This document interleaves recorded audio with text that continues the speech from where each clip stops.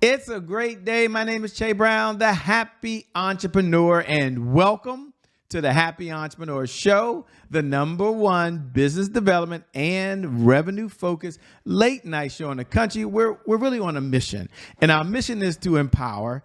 Our mission is to inspire, and our mission is to provide you, the entrepreneur, with all of the resources that are necessary to execute that big vision you have for the people you were called to serve. And on this episode, we have the one and only Charese. She's in the building, and she'll be talking about the leadership, the self-acceptance of leadership. I'm sorry, the strength of self-acceptance of leadership. What's going on, Charese? How you doing? Hey Shay, I'm doing well. How are you? Happy to be I'm here. doing well. Thank you so much for asking. And I'm curious, before we even get started, you're talking about the strength of self-acceptance in leadership. Take a moment, because I think it's fair for the audience, and kind of share what's your definition of leadership. Absolutely, Shay. So, my definition of leadership has shifted over the years the more that I have gotten to know myself more in depth. And leadership is more about mastering yourself and your purpose, and then it becomes mastering the people that you are called to serve. And so, as you see behind me, my sign is an influential leader, and leaders are influential. We don't just do a job, we don't just do a task. We actually create impact and we have influence over the people that we're responsible for. And in order to do that effectively, we have to know who we are. Now, you talk about so we can do it effectively. I guess the first question, the second question I have before we get started is also, why do leaders struggle to be influential? I mean, it sounds like to me they're in a leadership position. They should be able to tell folks what to Right. do. They're there for a reason. So I guess the question really is for the audience is, why do leaders struggle to be influential these days? Yeah, a lot of leaders, and when I say leaders, these are people who are actually have like a leadership role. You're a supervisor, you're a director, you're an entrepreneur, you're a boss, you're a CEO. So when I say leaders in this sense, this is what I'm talking about. And these are people who are typically high achievers. These are people who don't want to get things wrong. They want to know what they're supposed to do. They do it, they execute it, and they want to be the best at it. And so, my first time supervising some years ago, I thought that that was all I needed. I knew the work, I knew the job, I knew the organization, I knew all these things. So, what could go wrong? What could go wrong with me supervising? Well, it's because I was so focused on the systems and the processes and the structure, but I completely forgot about the people. I didn't build any relationship with my team. They trusted me to do the work, but they didn't trust who I was. So they did what I told them to do because I said so, and not because it's something that they wanted to do. And I just was not being influential or impactful. So they did it more with gritting their teeth. And that wasn't the life that wanted to lead. And so I was fighting in my professional life. And at the same time, my personal life wasn't going well. And so I had to take a step back of, well, then who do I want to be and what type of life do I want to do? How would I want my life to feel? And I no longer wanted to fight between my professional life and my personal life.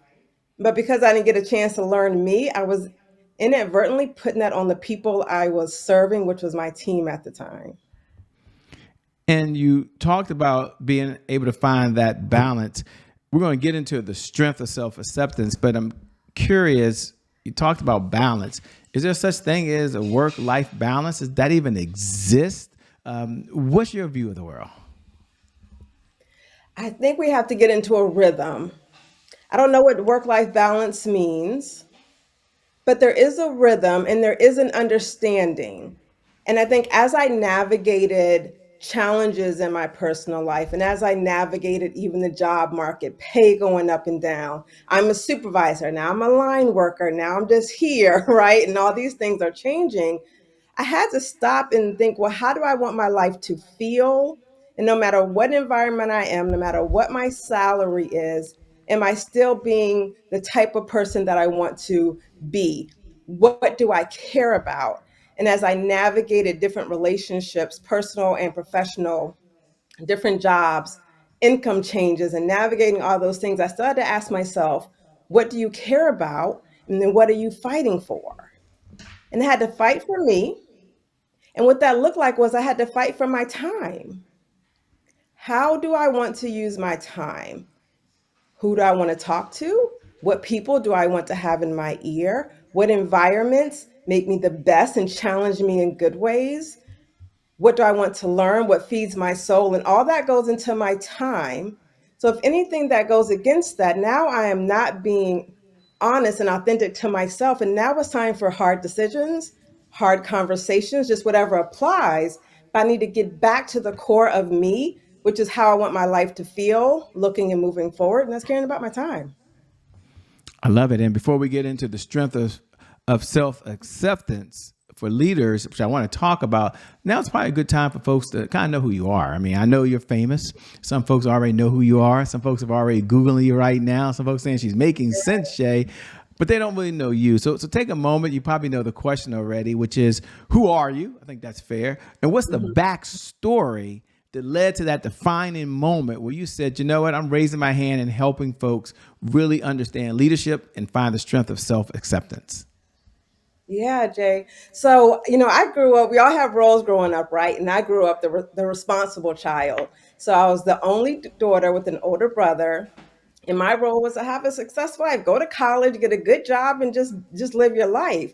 So I did all those things. And the one thing I was missing that I was supposed to do was to get married. And I did that at 26 years old. And really early on in the marriage, I knew that something was failing. I just didn't know if it was me or if it was the marriage. And when I got home, Shay, each time my body filled with so much anxiety and so much stress. And it was one night at 11 p.m. when my heart was broken in this marriage that I already knew wasn't going well. And I'm standing in my bedroom mirror and I'm looking at myself and I asked myself a question that I wanted to ask for the past 3 years. I just never answered, which was, what are you fighting for? And the answer was, well, I don't want to fail at the one thing in life I thought I was going to get right, which was this marriage. And I didn't want people to think that I didn't have it all together. And I certainly didn't want other people or myself to feel like I failed. And when I sat there and I looked and I was like, that's not good enough. That's not good enough anymore. And once I said that to myself out loud, I can feel the stress and anxiety leave my body in that moment.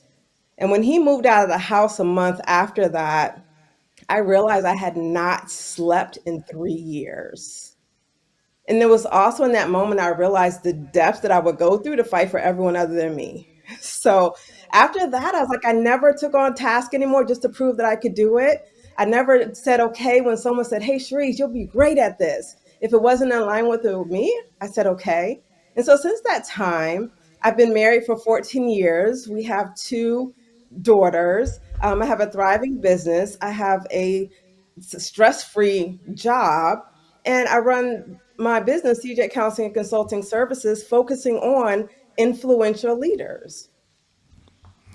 Thanks for being so transparent. Thanks for sharing. By the way, congratulations. Two beautiful kids. You can't leave us hanging. They want to know how old they are. I mean, you just can't leave us hanging, by the way. Yeah, they are 11 and 12. They have a book, Two Witty Girls. They're 11 and 12 years old. And because I had to be intentional with my life and being intentional with parenting, because I'm like, I don't know what a healthy mother-daughter relationship looks like. I don't have a sister. So like, what do I know about raising a daughter and sisters? And so I just had to be focused and intentional. So I started recording funny things that they said over the years.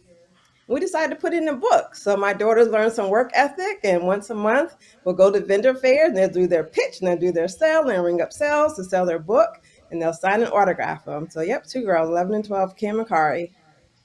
That's cool. Proud mom. Look at her. She sparked up right there. So yeah, congratulations, by the way. Take a moment if you can and talk about, finding strength in self-reliance. No, Self-acceptance. yeah. What does that even mean first? And then why is that so important right now? A lot of times we fight to be something than who we actually are. So I realized at one point in time, early on in life, I was just an angry person. I was an angry child, right? And I remember vividly, it was one day I was in college, I was an undergrad, and I'm walking down the street, and I said, you know what? I'm not going to be angry anymore. I'm going to be happy today. And some stranger walked past me and said, smile, it's going to be a nice day. And I instantly got mad, right? I'm like, wait a minute, I said I'm going to be happy today. And here you are, stranger, telling me that I'm not happy. Now I'm mad again because of the stranger, right? And as I kept walking, I realized, you know what? I think there's something a little bit more deeper than this. I'm actually am mad, angry. When I say mad, I can just be to the point, right? Sarcastic. I'm the spokesperson if things aren't going right for my friends, right? And I was like, I just don't want to have that role anymore because it wasn't giving me any relationships that were actually valuable and beneficial to me. And what I realized I had to accept, instead of saying, well, just be happy, I need to understand, well, why are you angry? What are you so mad about? And as I evaluated that through therapy and just really diving deep, my anger was a connection to a family member. And in order for me to have a relationship with this family member, I had to match their anger because that was our bond. So if I actually want to deal with my anger, I had to deal with the relationship with the family member. And that took a few years. And then once I did that, I'm like, I gave myself permission where now I can be authentic, where I know that I can be assertive, I can even be aggressive, right? But I don't have to anymore because now I understand myself and I knew where that comes from. And so sometimes when we try to fight things, we're not being authentic. But when we accept, I have the potential to be fill in the blank. Now I have the power and tools to do something about it and to understand who helps to bring that out, the best out of me, who triggers that part of me that maybe that's not what I need in my life. Right now we have more information to do things, and when we have that information we have more power now to execute in a way that's more influential to us. I love it. That's spot on, by the way. Congratulations. I'm glad you're able to find peace, by the way, and happiness in a lot of different ways. But Right. I'm glad you're able to connect. If you had to break it down, someone's leaning forward now and saying, wow, Shay, I love this whole idea of leadership, being an influential leader. If Charese had to give me the 1, 2, 3 characteristics that it takes to be an influential leader, whether you're a leader of yourself, because I believe you're a leader of one before you're a leader of many, by the way, or a leader of a Right. team, what are the 1, 2, 3 things that you would recommend to the person that's listening? You at home, or you watching, whether we're on your tablet or we're on your phone, or maybe we're on your TV screen right now, tune in Right. because this seriously could change your life. Right. Influential leaders are honest. Influential leaders have integrity, and influential leaders care about the people that they are there to serve. It's about the people first. Yeah. And what about getting feedback from the people as a leader? You talk about it's about the people first, but sometimes, and again, this is not my jam, but it always seems like, Yeah. the people are saying it's those leaders over there. They can't get it right. And the leaders are pointing saying they're not listening to us.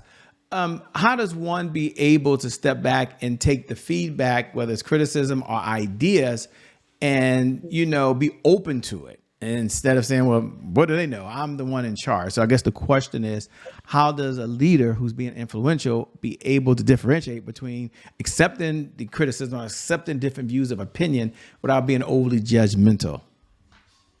Right. And that's one of the big mistakes I made when I first supervised. I didn't want to get feedback from anyone because I told myself I'm coming in to teach you all.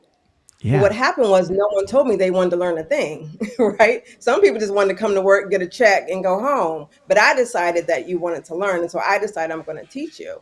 And then after I learned more about myself, I was like, let me see, what do these people actually care about? What does each individual team member actually care about? And I also had to realize I don't know everything. I know a lot, but I don't know everything. And I also don't know it from the lens of the individual person, also in that moment. And so influential leaders are going to ask their team, what did I miss? What are the barriers to what I just said? Is what I just said realistic to you?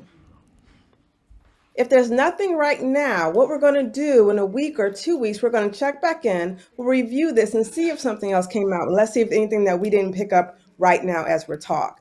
Leaders are going to check in with their team. And your team are going to let them know, well, what about this? What about that? That's a good thought. Let's keep that in mind. We're going to ask questions. We all have blind spots, right? We all have blind spots. That's why cars have these things to monitor, right? If someone is in our blind spot. And people have the fancy cars, have the little lights that flicker now, right? To say, hey, here's a car coming Beep, up, beep, right? beep, beep, beep. I'm joking. Mine just makes noise. So a car has a blind spot. People have blind spots. And that's kind of back to the self acceptance, right? Hey, listen, I don't know everything.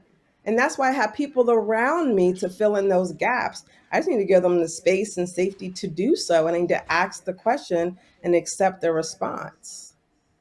Yeah, I love that mindset that I just don't know everything, so I'm open. Yeah. I like that. It's a great mindset to have. By the way, good point. It leads to a segment that we do here at the Happy Entrepreneur Show called "Today is my January 1st." Now, for those folks who tune in every night at 11 p.m. Eastern Standard Time, you already know what you're about to do. You might even wait for this moment. By the way, you can go ahead and utter those words. Today is my January 1st. Happy New Year to you. And then for all the new folks who are coming to the Happy Entrepreneur Show family for the very first time, welcome. We're glad to have you aboard. Today is my January 1st is our personal mantra. It represents a fresh start. It represents a do-over. It means the past, no matter how dark and gloomy that past is or how bright and sunny that past is, the past no longer equals the future.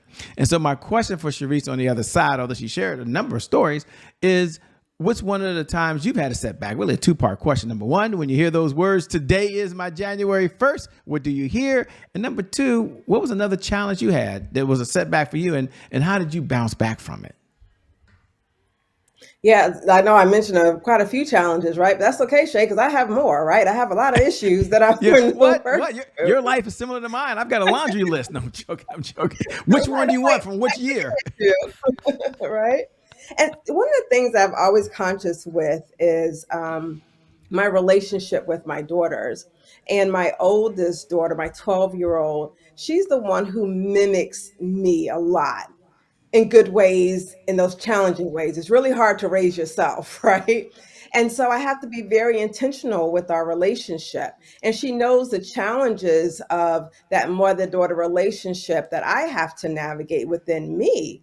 And I remember she's 12 now, so this was some years ago. And she said, do you think that you and I could have that type of relationship, meaning a challenging mother daughter relationship? And I looked at her and I said, yeah, we can. I said, but I'm working really, really hard for that not to happen. And I had to think about it. I said, the fact that she could ask me that and feel safe in asking me that at such a young age, it's like, okay, maybe I am doing things differently. And every day isn't a great day, right? But I know when I need to take a break. Hey, mommy's going to take a break. I'm going to be in my room for an hour. These are things that you all can do and come back so that they get an emotional version of me that works for our relationship and moving forward. And so my great day and my January 1st is saying, hey, I'm creating a legacy of something different. And I'm being transparent in an age appropriate way with my children of say, hey, this is what mommy struggles with. And they also know what I do well with, but they know I'm going to let them know which is which. This part's not, mom's not good at this part, right? This is not mom's thing. Or help me with this, tell me more, right? Or I just simply need a break. And so as I do, then as I notice it, and as I notice how they're trying things and putting themselves out there, with their activities. My daughter volunteered to write a speech and tell a speech in the seventh grade. And I'm like, okay, this is your first speech, and I know that's where she got it from, right? From mommy. She don't know what she signed up for, but The apple don't fall too far from the tree. I'm hearing you talk here saying it didn't go too far. right. So when the doctor said, I thought, right, that I had this under control. I thought I was going to have two boys or a boy and a girl. And the first time the doctor said, you're having a girl. And I said, all right. I wasn't expecting a girl first. Okay. But the second time the doctor said, you're having a girl, the room was quiet. And I told people I didn't have a gender preference. I had an emotional preference. Emotionally thought I would be able to handle a son. I didn't think I was emotionally mature enough to handle a daughter. and much less two, right? And so it's a learning day. So my January 1st kind of restarts all the time, but it's very rewarding and it challenged me individually. And our relationship is just keeps going. You know what I mean? In a good way. Yeah, I can feel your pain. I have a 2-year-old grandson. That was cool. And then my oldest son just had a granddaughter. I'm like, granddaughter? I had two boys. I mean, a daughter, a girl. I mean, how does it, I don't even want to change the diaper. How does it even work? So I feel you on there. I feel your thought. Maybe I have two sons.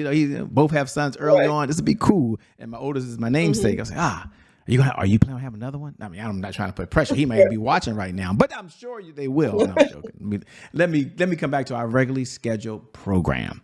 We don't need a Shade 3 running around here. Okay, yet.